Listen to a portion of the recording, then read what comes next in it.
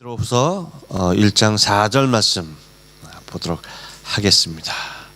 우리 다 같이 한번 인사합니다. 옆 사람과 인사하시고 앞뒤 사람은 인사하지 마세요. 시험 되니까 많이 피었네.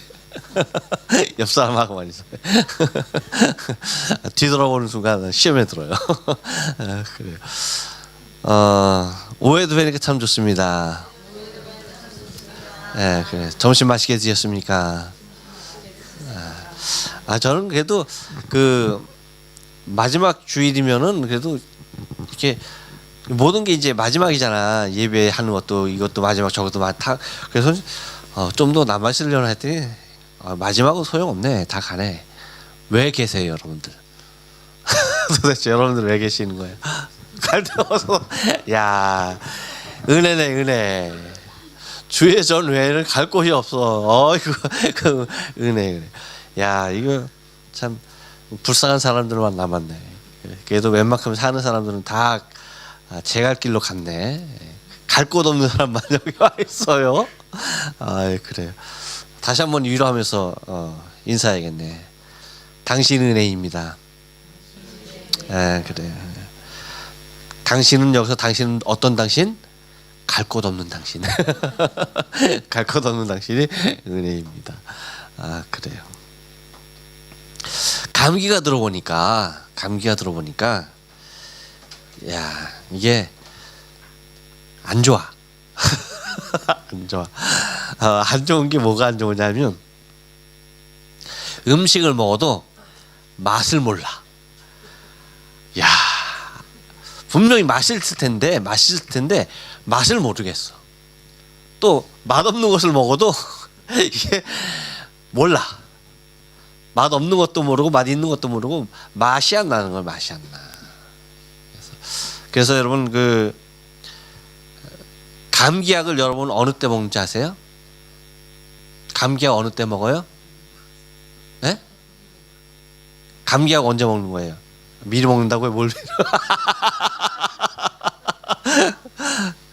감기약 저기 다 약들이 식전, 식후 뭐 이렇게 잠잘 때 이렇게 나눠주잖아요. 어느 때 먹어요? 감기약은 식후에 먹어요. 내가 이번에 식후에 먹는 왜 식후에 먹으라는 건지 내가 절실히 깨달았네. 얘도 어른들이 한 말이 하나도 안 틀려. 감기는 어디로 들어간다고요? 밥상 밑으로 들어간다. 밥상 밑으로 들어간댔어. 그러니까 감기약을 물론 감기약이 뭐 독하니까 그렇다고도 하는데 그걸 갖다 여러분 또 거꾸로 말하면 뭐냐면 감기는 약이 낫게 하는 것이 아니라 음식이 낫게 하는 거예요. 그러니까 음식을 많이 잘 먹어야 돼. 음식을 잘 먹어야지 되는 거예요. 그러니까 보세요. 음식 안 먹으면은 감기 약으로만 감기 떨어뜨리면 못 떨어뜨려요?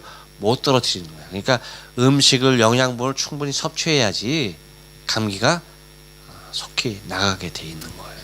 그래서 약 먹으려면 반드시 뭐 먹어야 돼? 그래서 감기약 먹으려면 뭐라도 먹어야 되는 거야. 그래서 식후에 먹으라고. 그러니까 감기약의 효능보다는 뭐예요? 이 음식의 효능이 더욱 월등하다는 것을 아주 좀 증명해주고 있어요. 근데 감기가 들어온 사람들이 잘 먹어 못 먹어요? 못 먹어. 그러니까 그 감기가 오래 가는 거야. 못 먹어요. 왜? 맛을 모르니까 맛이 없어. 입맛이 없어. 단 것을 먹어도 단맛을 못 느끼겠고요. 맛있는 걸 먹어도 맛있는 것을 못 느끼겠어. 이 미각 자체를 잃어버리더라고.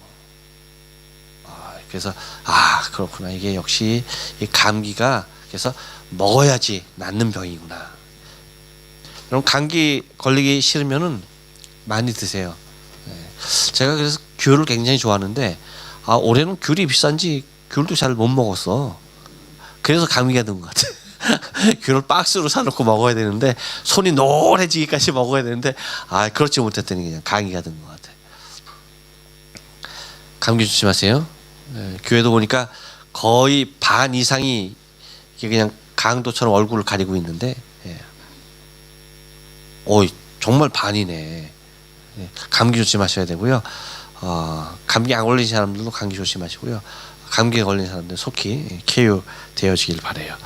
하나님께서 원하시는 사람의 모습이 있어요. 그것은 뭐냐면 무엇이 사람에게서 여러분 무엇이 제일 기쁘냐면 자녀를 통한 기쁨이 제일 큰 기쁨이거든요. 뭐니 해도. 그래서 자녀가 잘 되어지고 자녀가 형통하고 자녀가 건강하고 자녀가 그래서 뭐 세상 말로 공부도 잘하고 하면은 그렇게 좋은 거예요. 누가 잘하면? 자녀가. 그래서 자녀가 건강하고 튼튼하고 부모에게 순종하는 모습으로 잘 자라나면 그것만큼 기쁘고 감사한 일이 없어요. 왜냐하면 자녀 때문에 속상해하는 부모들이 너무나 많기 때문에 너무나 많아요. 근데 주위에서도 보면 자녀 때문에 고민하는 사람들이 많아요. 근데 또한 자녀들 때문에 큰 기쁨을 갖고 자랑으로 생각하며 사는 사람들도 많아요. 그래서 자녀들도 보면은 10손가락 깨물어서 안 아픈 손가락이 없지만 더 아픈 손가락이 있는 거예요. 더 애착이 하고 더 이놈석이 좋아하는 새끼들이 반드시 있어요. 근데 그것을 가만히 보니까 다른 자녀가 아니더라고. 부모의 입장에서는 자녀는 누구 같길 원하냐 하면 부모 같길 원하는 거예요. 날 닮기 원하는 거야. 날 닮기를. 그러니까 하나님께서 우리를 당신의 모양과 형상으로 창조하셨다라고 하는 말씀이 당신이 만드셨기에 당신의 형상과 모양으로 만드셨겠구나 라고 하는 것이 마음이 가는 거예요. 당신의 모습과 형상으로 우리를 만들어 주셨다. 그러니까 우리에게 있어서의 하나님께서 바라시는 최종적인 모습은 뭐냐? 하나님 당신 닮아서 당신의 모습대로 당신이 가진 성품으로 살아가는 것을 하나님이 그토록 원하시는 거예요. 제가 리온이 예뻐한다고 그랬죠? 왜 예쁘다고요? 손주니까 물론 다 예뻐요. 근데 너무나 많이 닮았어. 너무 귀여워. 생각만 하면 너무 귀여워. 예뻐요. 여러분들도 빨리 저기 장가 집들 자녀들 빨리빨리 보내서 젊은 나이에 할아버지 되라고 할머니 좀 돼봐. 너무나 좋아. 그쵸? 토모배상 마고 이마스까? 마고.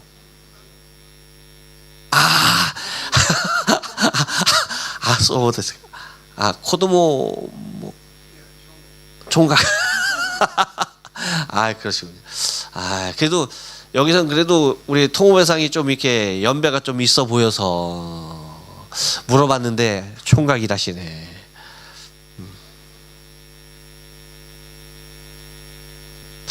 장로님이 빨리 우리 예암이를 어떻게 해야겠네. 예암이 여자친구 있대요? 요번에 오면 한번 진지하게만 물어보세요. 그래요? 아니 또 모르죠. 또 아버님한테 또 결단하게 하기 위해서 오늘 아버지 저 여자 생겼어요. 결혼하겠습니다. 그렇게 오신다면 어떻게 하시겠어요? 그렇게 예함이가 묻는다면 생각을 해보시가 않았어요. 그러니까 그걸 생각을 하셔야 돼요. 지금 아들이 나이가 몇 개인데 왜 생각을 안 하시고 해야지. 생각을 해야지. 생각하셔야 돼요. 생각해야 됩니다. 저는 산이 결혼시킬 때 걔가 뭐가 있어서 결혼했나요? 아무것도 없는데 그냥 결혼 보니까 이게 좋아하는 모습이 있는 것 같아. 그래서 불러다가 야 내가 보니 너 좋아하는 거냐? 그러니까 그렇대. 그래 불러와봐. 그래서 불러왔더니 얘가 널 좋아한대. 너도 얘만 널 좋아하는 거냐? 너도 얘를 좋아하냐? 이게 자기도 좋아한대. 그래? 난 얘가 좋아하는 애가 있으면 바로 결혼시키려고 하는데 나는 너하고 얘하고 결혼하는 게 좋은데 너는 얘하고 결혼할 의사가 있냐? 하니까 꼭 있대. 그래? 그러면 나는 오케이니까 이놈을 데리고 너 저기 어머니 아버님한테 이놈 데리고 가서 승낙을 받아라. 그래서 데려갔어. 갖고 예스를 받아가지고 와갖고 바로 결혼시켰잖아요. 요즘 이렇게 보니까 역시 결혼은 집불도 없이 아무것도 없이 결혼해야지 그게 정말 맞는 결혼이야. 그러니까 요즘 걔네 집이 가구가 하나씩 늘어요. 이케아 가서 이거 사왔다 그러고 이렇게 저거 사왔다고. 텔레비도 없다가 텔레비도 누가 주워서 이제 집에다 갖다 놨대. 그리고 하나하나 살림살이가 느는 거예요. 소파도 이렇게 누가 쓰던 거 이제 집어치우고 소파 겸 침대가 되는 거죠. 사람들이 많이 오니까 그걸로 또 하나 갖다 놓고. 그러니까 가구가 하나씩 이제 늘어가는 거예요. 쥐뿔도 없이 살다가 아무것도 없이 살다가 그래야죠. 근데 요즘 결혼은 어떻게 한다고요? 다 갖춰놓고 결혼하잖아. 집이며, 그쵸? 집이며, 가전제품이며, 세탁기, 냉장고, 자동차 모든 걸 다 갖다 놓고 결혼하잖아요. 그쵸? 5년 되면 뭐 갈아야 돼요? 텔레비 갈아야지. 10년 되면 냉장고 갈아야지.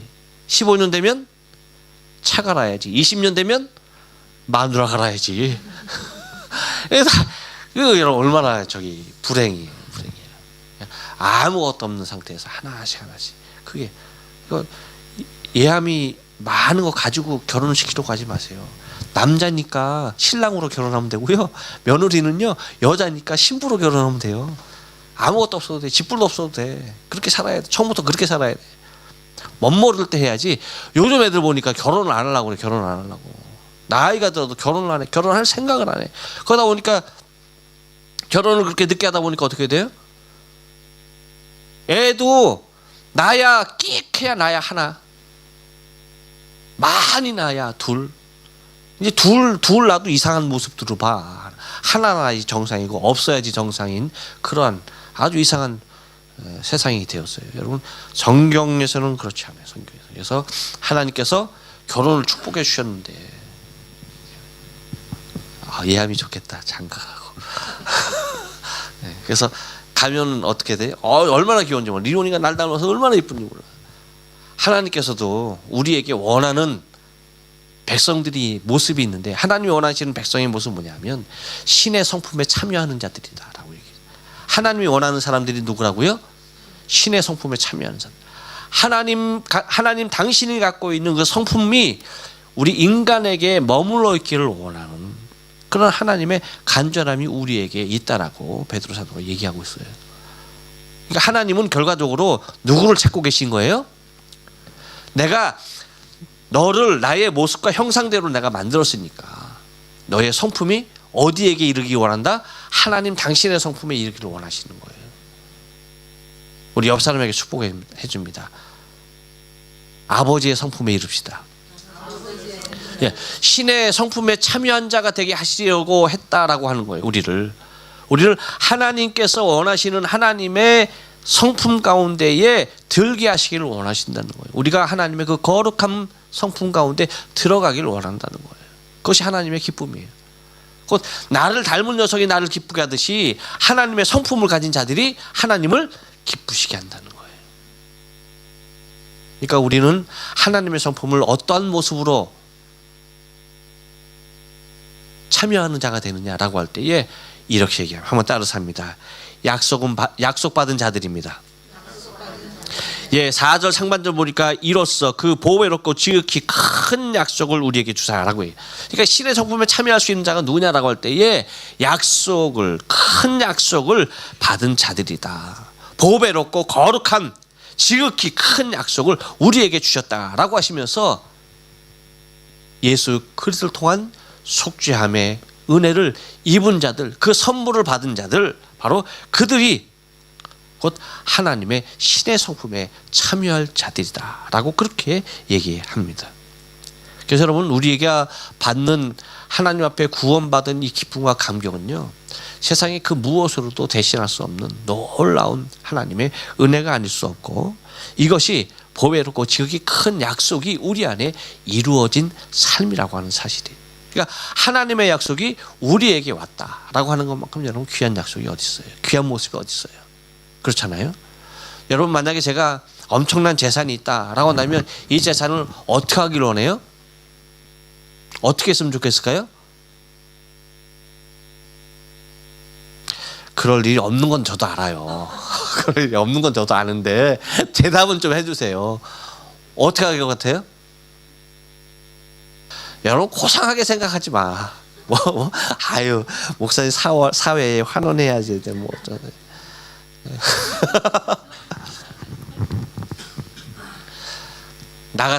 나 같으면 나를 제일 많이 닮은 녀석한테 제일 많이 주겠어.